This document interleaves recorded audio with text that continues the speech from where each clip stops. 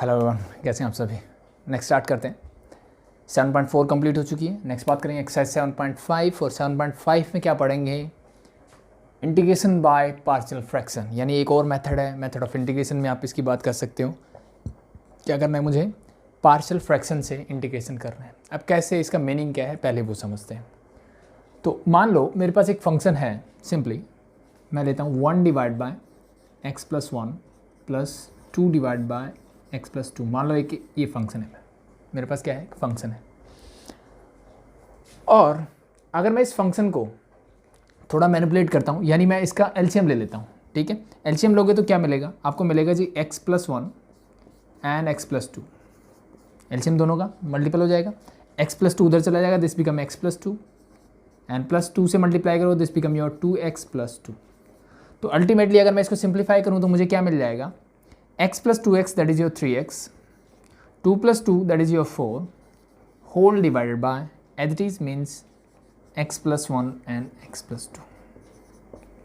ठीक है, मैंने क्या किया, ये मेरे पास एक फंक्शन था, दो रैशनल फंक्शन, दोनों को ऐड किया, ऐड करने से मुझे ये वाला फंक्शन मिल गया। इसका मतलब ये दोनों चीज़ें क्या है, एक ही बात है, सिर्फ मैंने इसको मैनिपुलेट करके यानी एलसीएम लेके ऐसा लिख दिया। तो आई थिंक दोनों चीज़ें चेंज नहीं हो गई, सेम चीज़ें रही, सब कुछ सेम है।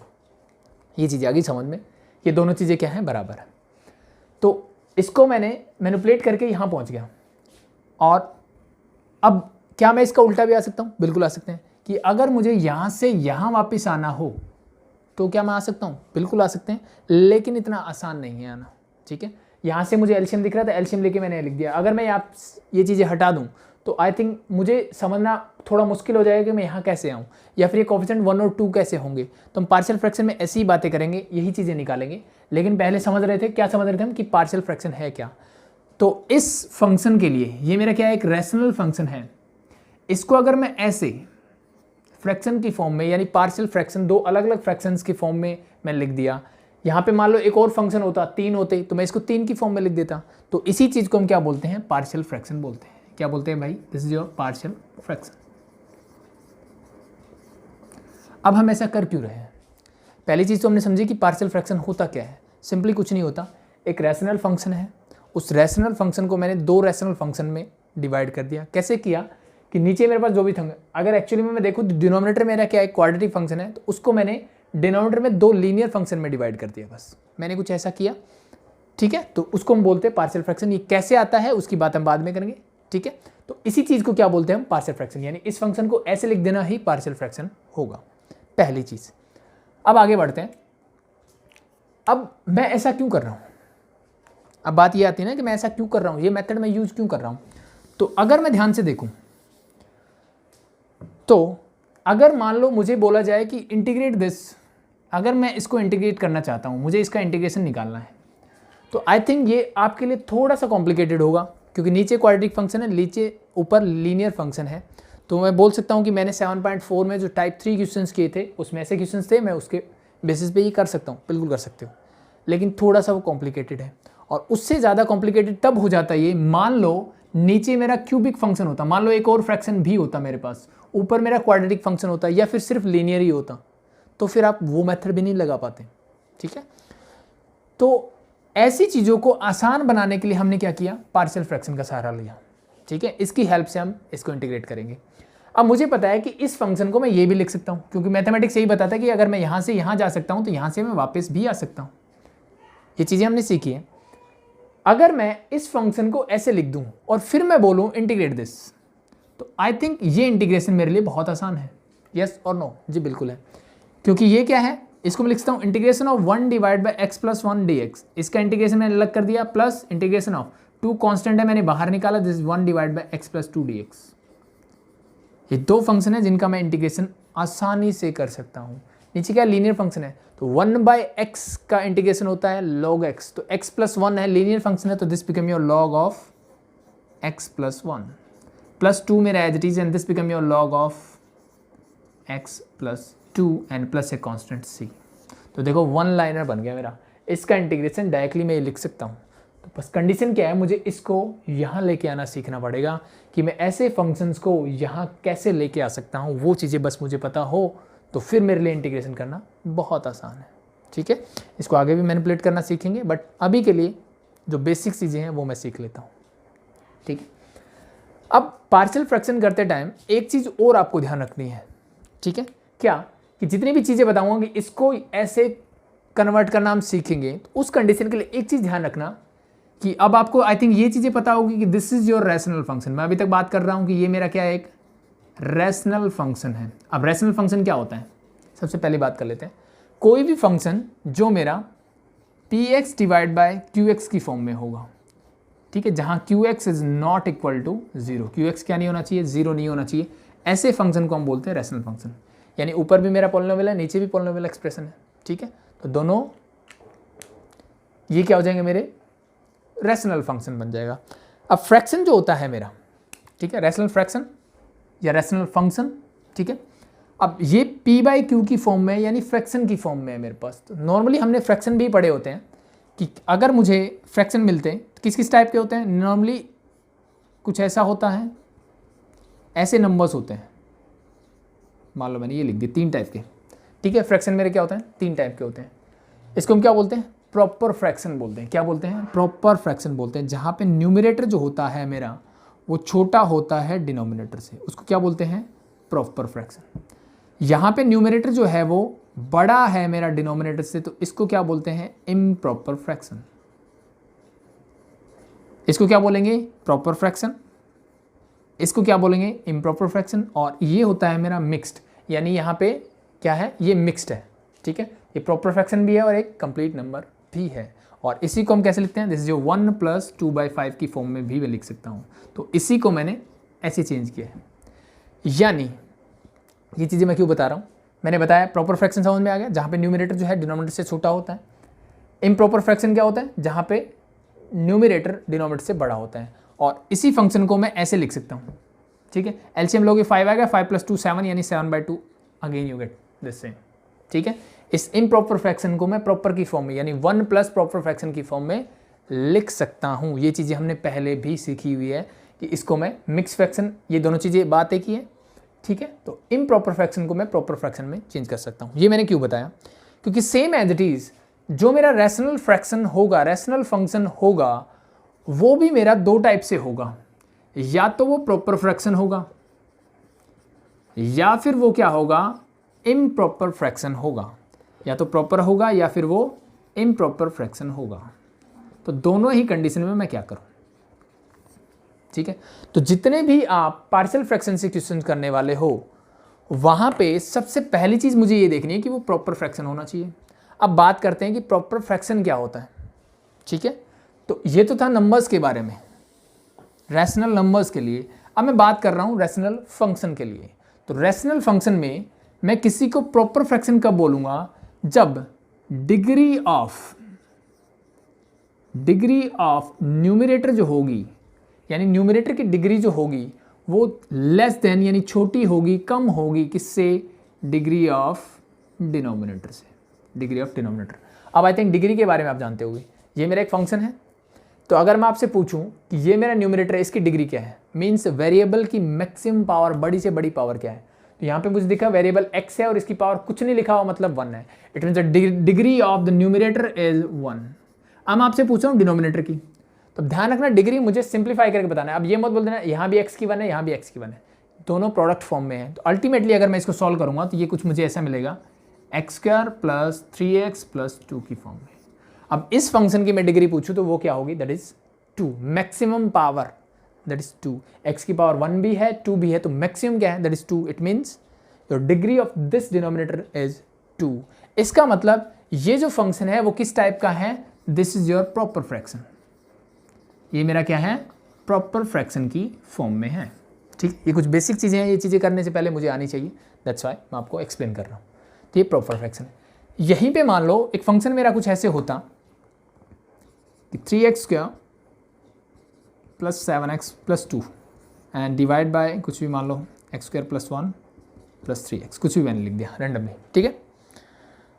तो क्या ये प्रॉपर फ्रैक्शन है, तो प्रॉपर में मैंने सीखा कि न्यूमरेटर की डिग्री जो है वो डिनोमिनेटर से छोटी होनी चाहिए। न्यूमरेटर की डिग्री क्या है, 3 है, डिनोमिनेटर की क्या है, मल्टीप्लाई में कुछ नहीं है, तो डिग्री जी 2 है।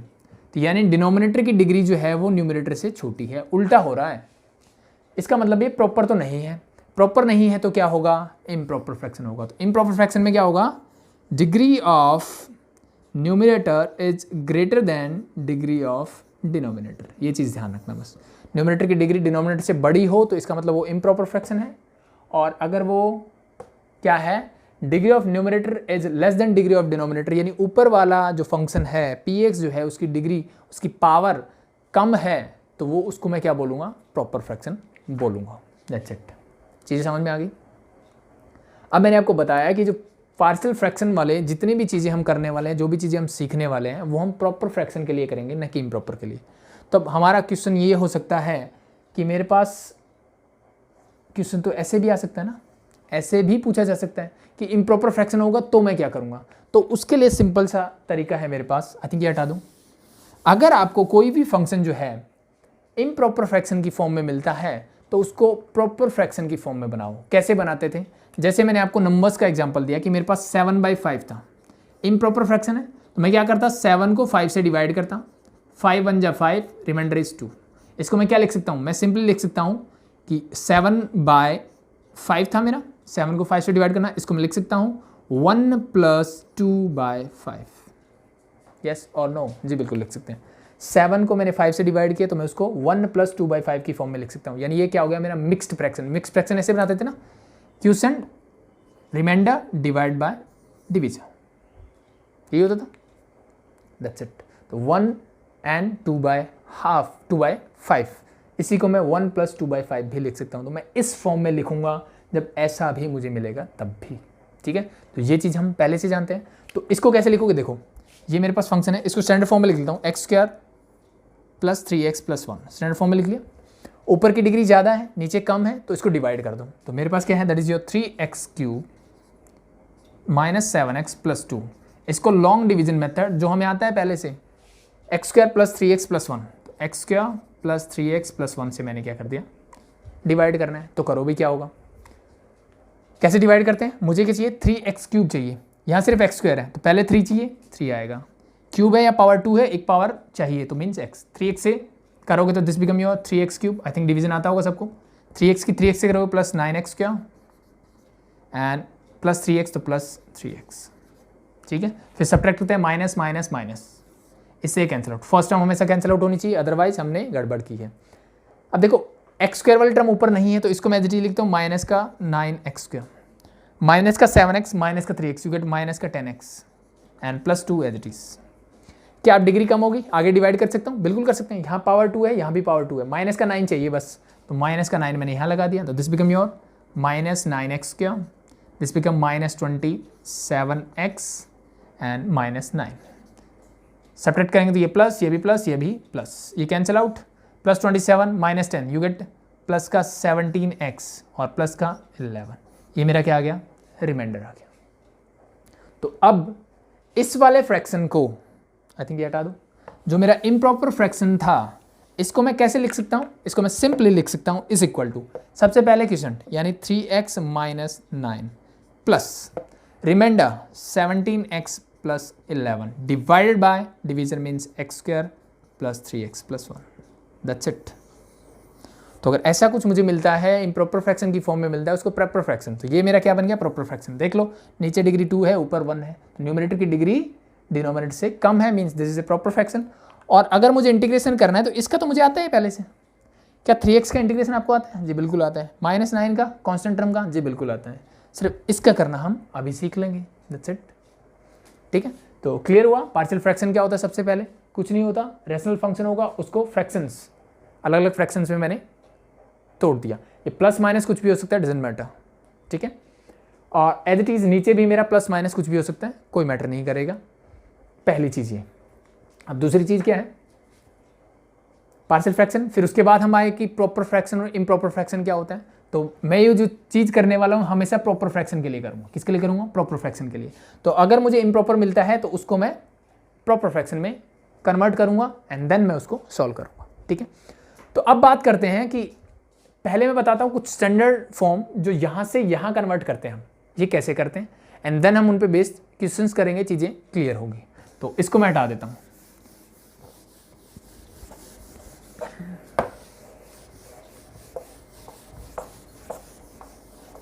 अब ध्यान रखना कि हमेशा मेरा जो क्वेश्चन है वो प्रॉपर फ्रैक्शन की फॉर्म में होना चाहिए। सबसे पहला जो आपसे पूछा जा सकता है दैट इज योर, सबसे पहले मैं अगर लेता हूँ कि मेरे पास अगर फंक्शन हो p x plus q whole divide by x minus a and x minus b. अब मैंने जैसे बोला कि हाँ प्लस माइनस कुछ भी हो सकता है, ये प्लस भी हो सकता था, ये भी प्लस हो सकता था, एक प्लस एक माइनस भी हो सकता है, डजंट मैटर, इससे कोई फर्क नहीं पड़ता। सेम एज इट इज ये पी मेरा प्लस माइनस कुछ भी हो सकता है, क्यू भी प्लस माइनस कुछ भी हो सकता है, एक्स इज योर वेरिएबल, ठीक है। इनके कोफिशिएंट कुछ भी हो सकते हैं, प्लस माइनस कोई फर्क नहीं पड़ेगा। सबसे पहले देखो क्या है, प्रॉपर फ्रैक्शन है, बिल्कुल है जी। ऊपर डिग्री 1 है, नीचे मल्टीप्लाई करोगे तो 2 है, मीन्स प्रॉपर फ्रैक्शन है। तो इसको मैं कैसे लिखूंगा, that is simply a divide by x minus a plus b divide by x minus b. This is your first part fraction. और ये चीज़ तो मैं अभी भी करके मैंने बताया कि ये 2 नंबर्स थे, इनको मैं ऐसे लिखूंगा। अब यहाँ से मुझे वापस यहाँ आना है, तो ये 1 और 2 जो ऊपर थे यहाँ पे, जो मेरे लास्ट क्वेश्चन में थे, अब वो मुझे फाइंड आउट करने कैसे आएंगे, तो उसकी बात हम बाद में करेंगे। पहले मैं कुछ स्टैंडर्ड चीज़ें आपको लिखवा देता हूँ, ठीक है, सिंपल है। अब देखो मैंने आपको बताया कि ये सिर्फ आपका प्रॉपर फ्रैक्शन में होना चाहिए। नीचे क्या है मेरे पास, एक क्वाड्रेटिक फंक्शन है, ऊपर लीनियर फंक्शन है, प्रॉपर फ्रैक्शन है। ऊपर क्वाड्रेटिक होता तो प्रॉपर नहीं होता, उसके लिए मैं नहीं करूँगा, उसके लिए मेरे को डिवाइड करना पड़ेगा, मीन्स फिर से लीनियर फंक्शन आ जाएगा। या फिर अब कुछ बच्चों के दिमाग में सवाल हो सकता है जी इसकी जगह कांस्टेंट फंक्शन हो, मान लो 1 डिवाइड बाय ऐसे कुछ मिल जाए मुझे, तो क्या फिर भी मैं इसको ऐसे कर सकता हूँ? जी बिल्कुल कर सकते हो। क्या ये प्रॉपर फ्रैक्शन है? जी है। तो फिर मैं इसको a divide by x minus a plus b divide by x minus b की फॉर्म में बिल्कुल लिख सकता हूँ, इसमें कोई दिक्कत नहीं है। सेम एज इट इज, देखो पहले का ही टाइप चल रहा है, सेम एज इट इज मान लो नीचे मुझे ऐसे मिलता x minus a x minus b x minus c, cubic भी मिल सकते हैं, 4 फैक्टरी मिल सकते हैं, 5 6 7 8 9 10 कितने भी मिल सकते हैं, बट मोस्ट प्रॉब्ली 3 से ज़्यादा आपके सिलेबस में या आपकी बुक से आपके एग्जाम में नहीं पूछे जाते। मैं 3 तक बता रहा हूँ, 4 भी हो तो कोई दिक्कत नहीं है ना, सेम पैटर्न फॉलो करेंगे हम। अब नीचे क्यूबिक है, 3 फैक्टर है मतलब क्यूबिक फंक्शन है, इसको मल्टीप्लाई करोगे क्या मिलेगा, क्यूबिक फंक्शन मिलेगा। तो ऊपर मैक्सिमम क्या हो सकता है, क्वाड्रेटिक, मीन्स पी एक्स क्या plus q x plus r की फॉर्म में मुझे मिल सकता है। तो इसको पार्शियल फ्रैक्शन की फॉर्म में कैसे लिखेंगे, दैट इज सिंपली कितने फैक्टर हैं भाई, 3 है, तो a divide by x minus a plus b divide by x minus b and plus c divide by x minus c. Linear function break कर दिया मैंने इनको, और इनका इंटीग्रेशन मेरे लिए आसान होता है, दैट्स वाई मैं ऐसा कर रहा हूँ। तो 3 होंगे तो ऐसा, 4 होते तो एक और यहाँ लिखते हैं प्लस डी डिवाइड बाय चौथा फ्रैक्शन आ जाता, दैट्स इट, ठीक है। तो उस बात से कोई फर्क नहीं पड़ने वाला। चीज़ें समझ में आ रही है, क्लियर हो रही है। नीचे फ्रैक्शन होना चाहिए। अब आपके दिमाग में ऐसे चल रहा है ना, नीचे क्वाड्रेटिक फंक्शन कुछ ऐसे भी तो दे सकता है वो, जी बिल्कुल दे सकते हैं। तो ये चीज़ें मैं तभी पॉसिबल कर पाऊंगा जब ये फैक्टराइज होगा। तो मुझे पता है इसके फैक्टर क्या होंगे, इसको मैं x+2 एंड x+1 की फॉर्म में लिख सकता हूँ। और जब मैंने इस डिनोमिनेटर को ऐसे लिख दिया तो मतलब ये वाली फॉर्म है, ये वाली फॉर्म है, तो मैं इसको ऐसे कन्वर्ट करके लिख सकता हूँ, दैट्स इट, ठीक है। ऐसा हो ऐसा हो ऐसा हो कोई फर्क नहीं पड़ेगा। अब इसकी बजाय मेरे पास पी एक्स प्लस क्यू क्या लीनियर फंक्शन हो तो भी मैं ऐसा ही करूँगा। अगर यहाँ कांस्टेंट फंक्शन हो तो भी मैं ऐसा ही करूँगा, कोई फ़र्क नहीं पड़ने वाला, बस प्रॉपर फ्रैक्शन होना चाहिए। पहली चीज़ प्रॉपर फ्रैक्शन, दूसरी चीज़ क्या देखनी, नीचे कितने फैक्टर बन रहे हैं उतने ही कांस्टेंट के साथ उन फैक्टर्स को लिख दो, that's it, that's your partial fraction. Cheese clear हो गई, पहली चीज़ समझ में आ गई होगी। अब आगे बढ़ते हैं,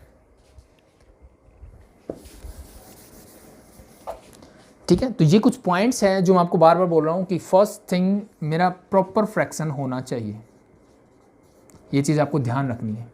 इन चीज़ों को फॉलो करोगे तो क्वेश्चन सही होगा, अदरवाइज आपको गड़बड़ मिलेगी, गलत हो जाएगा। अगर प्रॉपर फ्रैक्शन नहीं होगा तो गड़बड़ हो जाएगी। कैसे हो जाएगी वो भी देख लो। देखो अगर मैं इन दोनों का एलसीएम लेता हूँ तो मुझे ऊपर क्या मिलने वाला है, एक लीनियर फंक्शन मिलेगा, यस और नो। ये दोनों एलसीएम आएगा, दोनों की मल्टीप्लाई हो जाएगी, ऊपर ए के साथ ये जाएगा, बी के साथ ये जाएगा, a and b are the constant, a and b are the constant. इसका मतलब ऊपर मुझे मैक्सिमम डिग्री 1 ही मिल सकती है। तो मान लो ये प्रॉपर फ्रैक्शन नहीं होता, ऊपर पावर 2 होती, यहाँ पे क्वाड्रेटिक फंक्शन होता, तो ये पॉसिबल ही नहीं हो सकता, तो ये पॉसिबल ही नहीं है। तो इसीलिए मैं बोल रहा हूँ, आई बात समझ में। तो इसीलिए आपको ये चीज़ें ध्यान रखनी है कि ये चीज़ें क्यों ज़रूरी है, ठीक है, ताकि प्रॉपर फ्रैक्शन में होगा तभी मैं कर पाऊँगा। अगर ये प्रॉपर में नहीं है तो आप ऐसा कर ही नहीं सकते, ठीक है। कोई भी क्वेश्चन उठा लो इम्प्रॉपर फ्रैक्शन वाला, आप ऐसे करके ट्राई करो, आप ये पॉसिबल है नहीं है। क्यों नहीं है, वो सिंपल सा दिख रहा है। इन दोनों का एलसीएम जब आप लोगे ऊपर मुझे लीनियर फंक्शन ही मिल सकता है, क्योंकि इसके साथ x माइनस बी आएगा, इसके साथ x प्लस बी आएगा। मैक्सिमम लीनियर मिल सकता है, उससे बड़ा नहीं मिलेगा, उससे छोटा मिल सकता है कि x वाले टर्म कैंसिल आउट हो जाए तो सिर्फ कांस्टेंट फंक्शन मिल सकता है, इसलिए कांस्टेंट वाला भी एप्लीकेबल है यहाँ पे। बट यहाँ क्वाड्रेटिक नहीं मिल सकता, क्यूबिक बाई क्वाड्रेटिक ऐसा कुछ नहीं मिल सकता कि डिनोमिनेटर से बड़ी डिग्री मुझे ऊपर मिल जाएगी इनको सॉल्व करने से। दैट्स वाई हम प्रॉपर फ्रैक्शन का ही यूज करते हैं। नेक्स्ट में बढ़ते हैं, नेक्स्ट टाइप। अगर आपको कुछ फंक्शन ऐसे मिलता है कि 1 डिवाइड बाय, और we can say any function is there, x minus a whole square is there. चलो 1 कांस्टेंट फंक्शन ले लेता हूँ, या फिर आप लीनियर फंक्शन ले सकते हो, कोई फर्क नहीं पड़ेगा। यानी इसको मैं px plus q divide by x minus a whole square. अब नीचे वाला देखो क्वाड्रेटिक फंक्शन है, फिर भी x minus a whole square open करोगे तो एक्स स्क्वायर प्लस ए स्क्वायर माइनस 2ax की फॉर्म में कन्वर्ट हो जाएगा ये। इसका क्या किया जाए, तो इसको सिंपली मैं क्या करूँगा, same as it is, this is your simply a divide by x minus a plus b divide by x minus a whole square. अब मैंने देखो एग्जैक्ट प्रूफ जो है इन चीज़ों के वो अलग लेक्चर लेके करेंगे, अदरवाइज चीज़ें बहुत ज़्यादा लेंथी हो जाएगी, बहुत कॉम्प्लिकेटेड हो जाएगी। तो जस्ट चीज़ों को समझ लो एक बार, ठीक है। तो ये जस्ट मैं करवा रहा हूँ, इन पे बेस जब क्वेश्चंस करेंगे तो हमें पता लगेगा कि ए बी कैसे निकालने हैं, वो चीज़ें जब क्वेश्चंस करेंगे तब समझ में आएगी। जस्ट मैं आपको बता रहा हूँ कि ऐसी ऐसी चीज़ें मिले तो मुझे क्या लिखना है। तो सेम एज इट इज इसको मैं ऐसे लिखूँगा, मान लो यहाँ पावर 3 होती, ठीक है, मान लो यहीं पे 1 डिवाइड बाय एक्स, चलो इसी पे लिखें, यहाँ मान लो 3 होती तो मैं इसको कर देता a divide by x minus a plus b divide by x minus a whole square and plus c divide by x minus a whole cube. ये चीज़ें ध्यान रखनी है। अगर पावर 4 होती तो मैं 4 तक जाता, power 1 2 3 4 5 and so on. Power 6 होती तो मैं 6 तक जाता, बट मोस्ट प्रॉब्ली 2 या 3 से ज़्यादा आपको नहीं मिलने वाली। दैट्स इट, ठीक है भाई। तो ये चीज़ें ध्यान रखनी है। तो बस इसको याद रखने का तरीका ऐसे लिख लो कि अगर मान लो मैं सिर्फ ये लिखता तो उन दोनों का एलसीएम सेम है, तो उस कंडीशन में तो बी इसी के इक्वल तो है, बी तो इसी के इक्वल है, but b is a constant function, यहाँ लीनियर फंक्शन है, तो मैं इस कांस्टेंट से सिर्फ लीनियर तो नहीं निकाल सकता, ठीक है। अगर मैं ये दोनों चीज़ें लेता हूँ तब मेरा एलसीएम भी यही रहेगा, और अब यहाँ से मुझे लीनियर फंक्शन इजीली मिल सकता है, ठीक है। तो बस ये चीज़ें आपको थोड़ा सा ध्यान रखनी पड़ेगी, ठीक है। तो बस पावर का याद रखो, पहला पॉइंट प्रॉपर फ्रैक्शन होना चाहिए। सेकंड पॉइंट जो है वो ये पावर का ही है कि अगर आपको 3 पावर मिलती है तो पावर 1 उसी फ्रैक्शन की पावर 1 देन 2 देन 3, 4 मिले तो 1 2 3 एंड 4 तक मुझे जाना है। सेम मेथड याद रखना, ठीक है।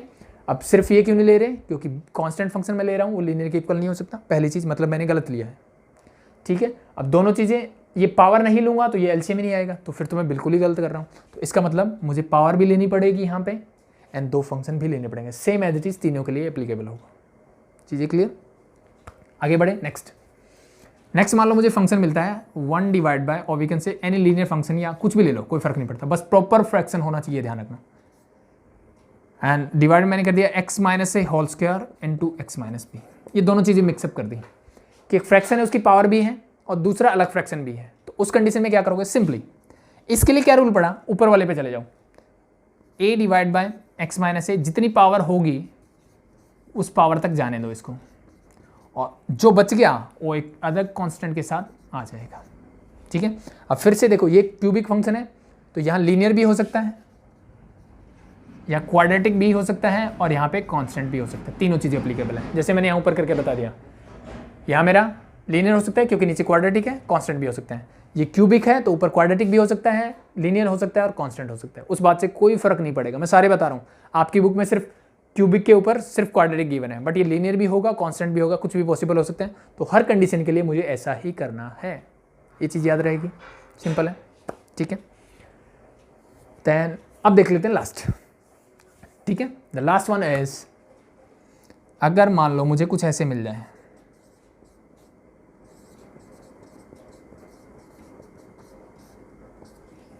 ठीक है, ये ए मिले ना मिले doesn't matter, this is your quadratic, और ऊपर मान लो कुछ भी है, प्रॉपर फ्रैक्शन तो है, ऊपर क्वाड्रेटिक है, नीचे क्यूबिक फंक्शन है। ऐसा मिले तो क्या करें, देखो पहले में मुझे 2 अलग अलग फैक्टर मिले थे, दूसरे में भी यही था, यहाँ 3 अलग अलग फैक्टर मिले, फिर एक फैक्टर 3 बार रिपीट हो रहा था, एक फैक्टर 2 बार रिपीट हो रहा था, एक फैक्टर 2 बार और एक अलग फैक्टर था। This is your last type, ठीक है। तो इस फैक्टर के लिए तो रूल वही है, a divide by x minus a. अब इस फैक्टर के लिए क्या किया जाए, इस फैक्टर के लिए क्या किया जाए वो चीज़ देखो। अब देखो ऊपर तो मेरा कांस्टेंट ही लिखता हूँ मैं b, ऊपर मैं क्या लिख रहा हूँ, कांस्टेंट लिखता हूँ, बट अगर नीचे क्वाड्रेटिक फंक्शन हो तो उसके लिए आपको क्या करना पड़ेगा, इसको मैं bx+3 यानी लीनियर फंक्शन लूंगा और नीचे ये मेरा रहेगा as it is ax² + bx+c let me this. बस ये चीज़ ध्यान रख लेना, ये क्वाड्रेटिक फंक्शन ऐसा है जिसके फैक्टर नहीं हो सकते। अगर इसके फैक्टर पॉसिबल होते तो मैं वापस से इन ऊपर वाली फॉर्म में चला जाता, यानी अब यहाँ पहुँच जाते वापस से। अगर इसके फैक्टर पॉसिबल होते तो मैं यहीं आ जाता वापस। बट कुछ क्वाड्रेटिक फंक्शन ऐसे होते हैं जिनका डी डिस्क्रिमिनेंट लेस देन 0 होता है, जिनके इमेजिनरी रूट्स होते हैं, वहाँ पे ये पॉसिबल नहीं होता, तो उस कंडीशन में मुझे ऐसा करना पड़ेगा। ये चीज़ ध्यान रख लेना, ठीक है। तो 3 चीज़ें ध्यान रखनी है यहाँ पे, अलग अलग फैक्टर। आई थिंक ये चीज़ समझ में आ गई होगी। सिर्फ पावर वाले में जितनी पावर है उतने ही कांस्टेंट के नीचे वो पावर लिखनी है, पावर 1 then 2 and then 3 या 4 5 जितने भी हैं। और अगर आपको क्वाड्रेटिक फंक्शन मिलता है डिनोमिनेटर में जिसके की फैक्टराइजेशन पॉसिबल नहीं है, तो उसके लिए जो मैं कांस्टेंट लूँगा वो bx+c डिवाइड बाय दिस, ऐसी फॉर्म में लूँगा, ठीक है। अब इसका रीज़न क्या है, इसका प्रूफ क्या है, वो हम कुछ फॉर्म से यानी पहले वाली फॉर्म से प्रूव कर सकते हैं इसको, बट आई थिंक प्रूफ अभी इंपॉर्टेंट नहीं है। तो मैं एक सेपरेट क्लास लेके इन 4-5 चीज़ों का, आई थिंक इनमें तो कोई दिक्कत नहीं है। आपको प्रॉब्लम ये आ रही है कि इसमें ऐसा क्यों लिया जा रहा है और इसमें ऐसा क्यों लिया जा रहा है, तो इन दोनों का एक सेपरेट क्लास में हम प्रूफ करेंगे। तो जिनको देखना है वो देखें, जिनको नहीं देखना वो ना देखें, डजंट मैटर। बट इतना मुझे आना चाहिए कि कम से कम मैं इनको कैसे कन्वर्ट कर सकता हूँ। ध्यान रहेगा, क्वाड्रेटिक फंक्शन है तो उसके ऊपर एक लीनियर फंक्शन ले लेना, दैट्स इट। बाकी सारी चीज़ें सेम रहेगी, कोई फ़र्क नहीं पड़ता, ठीक है भाई। तो जितने फैक्टर हैं उनको एज इट इज़ कांस्टेंट के साथ लिखो। किसी के ऊपर पावर आ जाती है तो पहले उसकी linear power, then square, then cube, जितनी भी पावर्स होंगी। अगर मुझे कोई क्वाड्रेटिक फंक्शन मिलता है तो उसके ऊपर एक लीनियर फंक्शन ले लो, दैट्स इट। इतनी चीज़ें याद रखो, यही मेरा पार्शियल फ्रैक्शन का है, ठीक है। आई थिंक बेसिक चीज़ें आपको समझ में आई होगी। अब इस पे बेस्ड हम 1-2 क्वेश्चंस देख लेते हैं जिससे कि चीज़ें हमारी क्लियर हो जाएंगी। तो मैं ये चीज़ें हटाता हूँ, आपको साथ साथ वापस से बताऊँगा कि ऐसा कौन सी चीज़ों में क्या क्या चीज़ें हम करते थे। तो 1-2 क्वेश्चंस करने के बाद चीज़ें बिल्कुल क्लियर होगी और हमें पता लगेगा कि ए बी ये कॉन्स्टेंट में कैसे निकालता हूँ, ठीक है। आगे बढ़ते हैं, देखो फर्स्ट क्वेश्चन देखते हैं, एक्सरसाइज 7.5। कौन सा एक्सरसाइज है, exercise 7.5, integration by partial fraction. तो ये मुझे गिवन है, तो इसने बोला है integrate the rational function in expression 1 to 21, यानी वो 1 से लेके 21 क्वेश्चन तक है, उन सबको क्या करना है, मुझे इंटीग्रेट करना है, जो कि हम करते आ रहे हैं। तो this is your first question. किस टाइप का बन रहा है ये हमने सीखा। सबसे पहली चीज़ जो हमने सीखी वो ये सीखी कि इंटीग्रेशन ऑफ अगर मुझे मिलता है px + q whole divide by x - a x - b की फॉर्म में, 2 अलग अलग फंक्शन है मेरे पास, ठीक है। सॉरी, इंटीग्रेशन भूल जाओ एक मिनट के लिए, सिर्फ मैं इसका पार्शियल फ्रैक्शन करना सीखता हूँ। ये मुझे गिवन है और इसका मुझे क्या करना है, इंटीग्रेशन करना है। इस फॉर्म के लिए मैंने क्या बताया, सिंपल, नीचे 2 अलग अलग फैक्टर हैं। क्या नीचे 2 अलग अलग फैक्टर हैं, बिल्कुल ठीक है। तो मैं इसको लिख सकता हूँ a divide by the first factor and plus b divide by the second factor. अब बात आती है a और b मैं कैसे निकालूंगा, तो वही काम मुझे करना है। तो इसको मैं क्या लिख सकता हूँ, simply a divide bye x+1 and plus b divide by x+2। इसको मैं ऐसे लिख सकता हूँ, यस और नो, बिल्कुल ठीक है जी, कोई दिक्कत नहीं है। अब अगर मैं ध्यान से देखूँ तो इस वाली चीज़ को मैं एज इट इज लिखता हूँ, इज इक्वल टू, एलसीएम ले लो वापस से। एलसीएम जब आप लोगे तो आपको मिलेगा x+1 and x+2 is your LCM. a into this means a into x+2 प्लस b इंटू x+1, यही होगा। यहाँ तक कुछ ये हमने चीज़ सीखी है कि इसको ऐसे लिखते हैं, मैंने लिख दिया, फिर मैंने इसका एलसीएम लिया। अब अगर ध्यान से देखो तो ये और ये टर्म दोनों सेम है, दोनों को कैंसिल आउट कर सकता हूँ। तो मेरे पास मिलेगा कि x जो है यानी इसका न्यूमरेटर जो है this is equal to a into x+2 प्लस b इंटू x+1, यस और नो। यहाँ तक किसी को कोई प्रॉब्लम, आई थिंक यहाँ तक किसी को कोई प्रॉब्लम नहीं होनी चाहिए। इसको हमने ऐसा लिखना पहले सीख लिया, इसका मैंने एलसीएम लिया, तो मैंने बोला कि ये इसके इक्वल है, डिनोमिनेटर दोनों का इक्वल है, तो न्यूमरेटर भी तो दोनों का इक्वल होगा, यस बिल्कुल होगा। अब न्यूमरेटर इक्वल करने के लिए आप क्या कर सकते हो, अब यहाँ पे देखो मुझे a और b की वैल्यू चाहिए। एक्चुअली मैं सारे प्रोसेस जो बाद वाले कर रहा हूँ मैं a और b की वैल्यू फाइंड आउट करने के लिए हूँ, क्योंकि a और b मेरा मिल गया तो मेरा काम आसान हो जाएगा। a और b निकालने के अब आपके पास 2 मेथड है। क्या है आपके पास, 2 मेथड है। कैसे निकाल सकते हो, देखो पहला मेथड, मुझे a और b चाहिए। अब ध्यान से देखो 2 ही coefficient that is a and b जिनकी वैल्यू मुझे चाहिए। x की मैं कोई ऐसी वैल्यू पुट कर सकता हूँ जिसके लिए ए और बी दोनों में से कोई एक जीरो हो जाए? जी बिल्कुल हो जाएगा। कैसे? देखो, अगर मैं x is equal to -2 put कर दूँ तो फर्स्ट मैं क्या कर रहा हूँ, put x is equal to -2। x अगर -2 पुट करता हूँ तो पुट करके देखो, this is your -2 is equal to a into -2 + 2 plus b into -2 + 1। -2 is equal to -2 + 2 that is your 0, 0 into a is 0, बाकी बचा -2 + 1 that is -1 and that become your -b। Minus से minus cancel out, b की value क्या आ गई? 2 आ गई। तो एक मिल गया b की वैल्यू क्या आ गई? 2 आ गई जी। मेरा काम आसान हो गया। अब ये पहला मेथड करवा रहा हूँ x और y की वैल्यू निकालने का, सॉरी a और b की वैल्यू निकालने का। अब मैं क्या कर सकता हूँ, इसको 0 किया, अब इसको 0 करके देख लो। तो अब मैं करता हूँ put x is equal to -1। ये तो फ्रैक्शन दिख रहे हैं, 0 करना आसान है तो कर दो। इसको 0 करोगे तो देखो क्या आएगा, x इज इक्वल टू -1 रखा is equal to a into -1 + 2 plus b into -1 + 1। ये क्या हो गया? 0, 0 इंटू b इज 0, ये हो गया खत्म। बाकी क्या बचा? -1 is equal to -1 + 1 that is 1, तो a इज इक्वल टू क्या आ गया? -1। This is your first method. ये क्या है? मेरा पहला मेथड है जिससे मैं a और b निकाल सकता हूँ। अब दूसरा मेथड क्या होगा? दूसरा देख लो, सिंपल सा। जैसा हम लास्ट 7.4 का जो लास्ट टाइप था वहाँ पे हम जो वैल्यूज़ निकाल रहे थे वो भी कैसे कर रहे थे? a और b की वैल्यू कुछ ऐसे ही कर रहे थे जो मैं सेकंड टाइप को बताने वाला हूँ। ये आसान है आई थिंक। अब यहाँ पे आप कोफिशिएंट कंपेयर कर सकते हो। सेकंड मेथड में क्या करेंगे? Comparing the coefficient of x and constant term. x का कोफिशिएंट यहाँ क्या है? That is 1 is equal to, यहाँ x का कोफिशिएंट क्या है जी? a अंदर जाएगा तो ax यानी a हो जाएगा यहाँ तो, और यहाँ से मुझे मिलेगा b, तो a + b is equal to आ गया 1। पहली इक्वेशन यहाँ से ये बनेगी। मैं यहाँ पे सबसे पहला काम क्या करने वाला हूँ? Comparing the coefficient of x and constant term. यहाँ कांस्टेंट टर्म क्या है? 0 है। यहाँ कांस्टेंट टर्म 2 है, 2 के साथ a भी आएगा तो 2a plus b into 1 that is b। This is equation number 2। इन दोनों को जब आप सॉल्व करोगे तो you get the values of a and b। तो आई थिंक ये मुझे आसान लग रहा था इसलिए मैंने पहले आपको ये करवाया। सेकेंड मेथड इज दिस कि comparing the coefficient of x and constant term. अब ये चीज़ें आई थिंक समझ में आ रही होगी। इसको मैं खोलूँ, देखो ये ax + 2a and bx + b बन जाएगा। अब x वाले कोफिशिएंट क्या है? ax और bx, तो यहाँ से a + b के साथ x मिलेगा और ये हो जाएगा 2a, sorry this is your 2a + b। ये मेरी कांस्टेंट टर्म होगी। तो यानी x के आगे a + b किसके इक्वल होना चाहिए? यहाँ x के आगे 1 है, कांस्टेंट टर्म नहीं है मतलब 0 है, यानी 2a + b किसके इक्वल होना चाहिए? 0 के। ठीक है, तो आई थिंक ये डायरेक्ट आना चाहिए आपको। ये चीज़ें बच्चों वाले काम है, ठीक है, डायरेक्टली पता होना चाहिए। x का कोफिशिएंट क्या है? यहाँ x के आगे b है, यहाँ x के आगे कांस्टेंट टर्म क्या है? 2 into a and 1 into b। That's it. Solve करो, सब्ट्रैक्ट कर दो, minus minus minus, this and this get cancel out, you get है -a और is equal to 1। It means a is equal to -1। क्या a की value यही आई थी? जी बिल्कुल। किसी एक में पुट कर दो, तो मान लो यहाँ पुट कर देता हूँ, तो 1 इज इक्वल टू -1 + b। ये इधर जाएगा तो 1 + 1 दैट इज 2, तो b की वैल्यू क्या आ गई? 2। क्या यही आई थी? b is 2। That's it.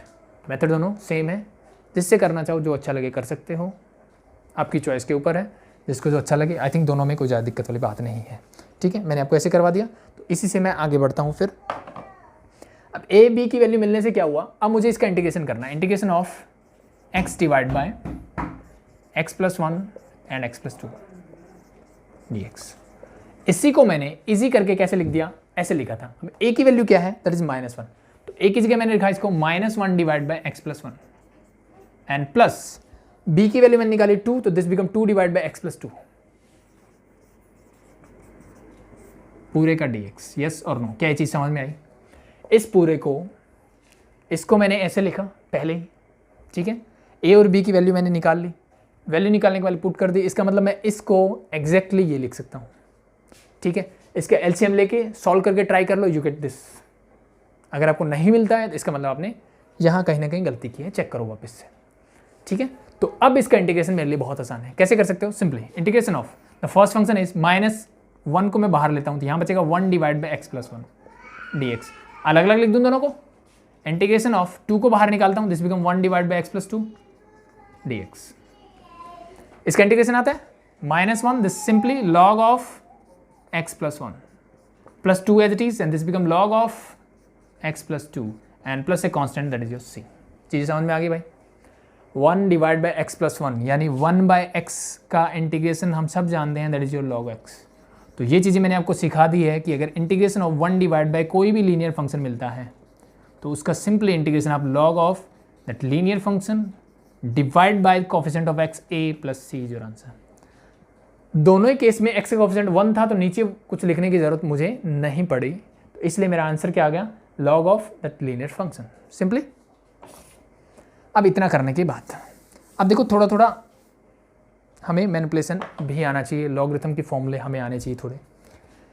एक चीज़ तो ये होती है कि हमने पढ़ा होगा कि log of m raise to power m अगर मुझे मिलता है तो मैं इसको n log m लिख सकता हूँ, यस और नो, ठीक है। अब बेस यहाँ कुछ भी हो सकता है, e10 जो भी हो, डजेंट मैटर, मैं बेस नहीं लिख रहा साथ में, सिर्फ मैं आर्ग्यूमेंट लिख रहा हूँ जिसका मुझे लॉग चाहिए। तो अगर log of m raise to power n मिलता है तो मैं n log m लिख सकता हूँ, यस और नो। अगर n log m मिले तो मैं इसको उल्टा भी लिख सकता हूँ, यस और नो। तो अब यहाँ पे देखो कुछ ऐसा ही मिल रहा है मुझे, -1 log x प्लस 1, यानी -1 को अगर मैं वहाँ ले जाऊँ तो इसकी पावर क्या हो जाएगी, मेरी -1 हो जाएगी इस फॉर्मूले से। ये 2 है, उधर जाएगा तो ये पावर क्या कर देगा, मेरी 2 कर देगा। इतनी चीज़ें क्लियर ये होने के बाद, ठीक है। या फिर इस -1 को लेके जाने की भी ज़रूरत नहीं थी, इस -1 को चाहिए यहीं रख लो, इसकी ज़रूरत नहीं है मुझे, ठीक है। क्यों नहीं है वो भी बता देता हूँ, क्योंकि अगर मैं इसको लेके जाता तो मेरा प्लस वाला फॉर्मूला लग जाएगा, अदरवाइज मेरा माइनस वाला फॉर्मूले से ही काम चल जाएगा, ठीक है। कैसे, देखो ये हटा दूँ, ये फॉर्मूला आ गया, इसको मैं ले गया वहाँ। अब एक फॉर्मूला और पता है मुझे कि log of m minus log n जो होता है वो होता है log m divide by n, पता है। और अगर मेरे पास log of m plus log n होता तो वो सिंपली हो जाता लॉग m n, यानी बीच में प्लस हो तो मल्टीप्लाई हो जाएगा, माइनस हो तो डिवाइड हो जाएगा। तो सेम कॉन्सेप्ट यहाँ पे लगेगा। अब देखो ये प्लस वाली टर्म है, ये माइनस वाली है, यानी this is your log m minus log n है, it means log of this become your, पहले ये मीन्स x प्लस 2 का whole square divided by x plus 1 and plus a constant c। क्या ये चीज़ समझ में आई? देखो सिंपल है, इसको मैंने एज इट इज लिखा, इसके नीचे ये लिख दिया, कैसे, इस फॉर्मूले से log m minus log n, इसको आगे पीछे लिख दो कोई फर्क नहीं पड़ता। आई थिंक ये प्लस वाले टर्म को आगे लिख दो, माइनस ये लिख दो, तो यानी बस सिंपल से याद रखो जो माइनस है वो नीचे आएगा, प्लस है वो ऊपर आएगा।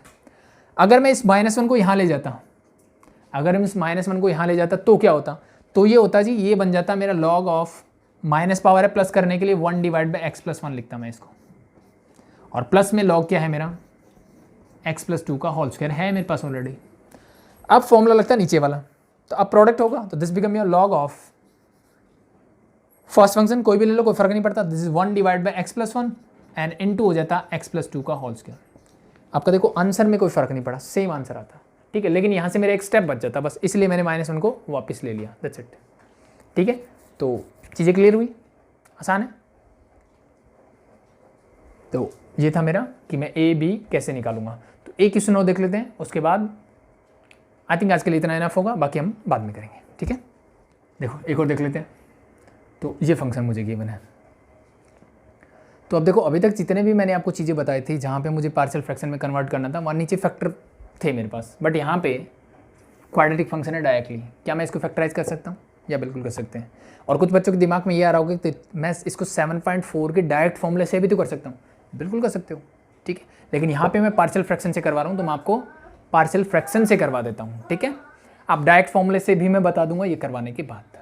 तो सबसे पहला काम मैं करता हूँ, इसको फ्रैक्शंस में ब्रेक करता हूँ। 9 को मैं लिख सकता हूँ 3 square, this is your a square minus b square, means this become your a plus b and a minus b। मैं इसको ऐसे लिख सकता हूँ, जी बिल्कुल लिख सकते हैं। और इस पूरे फंक्शन को मैं कैसे लिख सकता हूँ, a divide by x plus 3 and plus b divide by x minus 3। फिर से वही काम करते हैं, उस साइड एलसीएम लोगों तो क्या मिलेगा, 1 divide by x plus 3 x minus 3 is equal to, LCM आएगा आपका वही x plus 3 into x minus 3, तो this become your a into x minus 3 plus b into x plus 3। अब देखो डिनोमिनेटर सेम है तो न्यूमिनेटर भी सेम होना चाहिए, दोनों इक्वल टर्म के, means 1 is equal to a into x minus 3 plus b into x plus 3 से। तब वही फर्स्ट मेथड या सेकंड, या तो कंपेयर कर लो, कंपेयर नहीं करना तो डायरेक्ट आप कर सकते हो कि किसी भी एक को, इसको और इसको 0 बना दो, एक को 0 बनाओ। तो यहाँ 0 कब बनेगा, जब मैं करूँगा put x is equal to 3, x3 put करोगे तो यहाँ तो x है नहीं तो 1 ही रहेगा, 3 - 3 दैट इज 0, ये हो जाएगा 3 + 3 दैट इज 6, तो it means 6b is there. इसका मतलब इम्प्लाइज दैट b की वैल्यू क्या आ गई 1/6, b की वैल्यू क्या आ गई 1/6।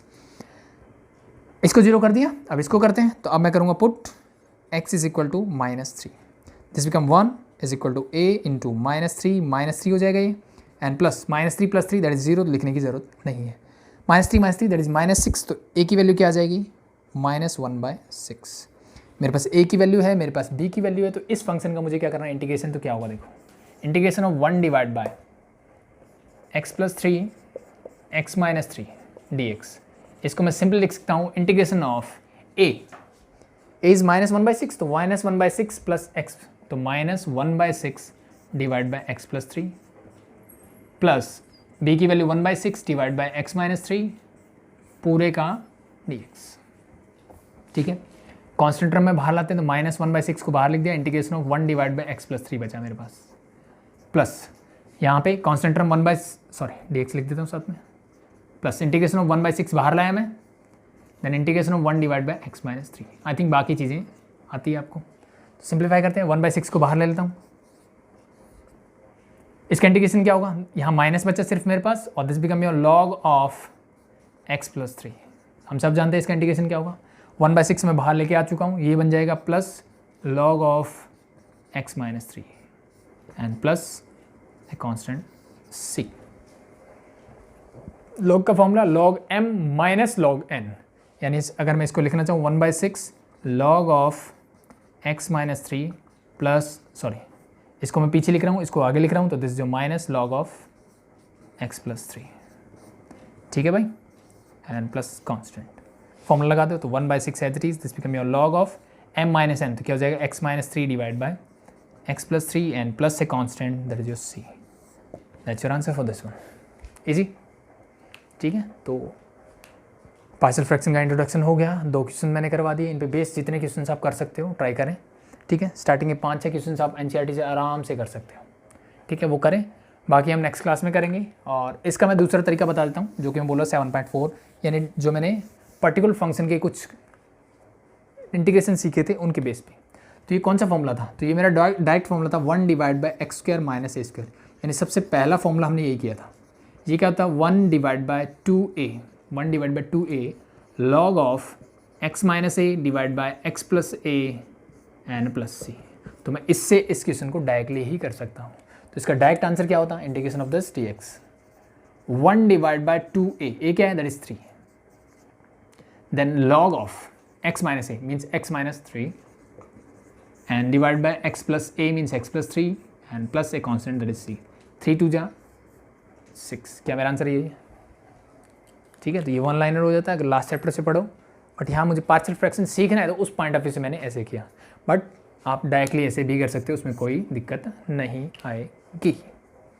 ठीक है, तो पहले 2 क्वेश्चन हो चुके हैं, टोटल आई थिंक 23 है, तो कल हम क्वेश्चन नंबर 3 एंड उससे आगे देखेंगे। अभी के लिए थैंक यू।